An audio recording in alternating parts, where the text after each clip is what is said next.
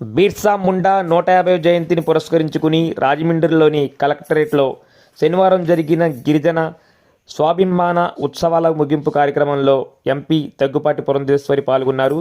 రాష్ట్రంలో tribal university ఏర్పాటుకై కేంద్ర ప్రభుత్వం ఇప్పటికే చర్యలు ప్రారంభించిందని ఆమె వెల్లడించారు.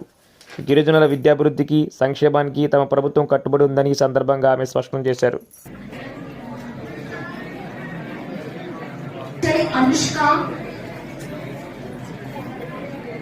Second place, Kotam Alekhya.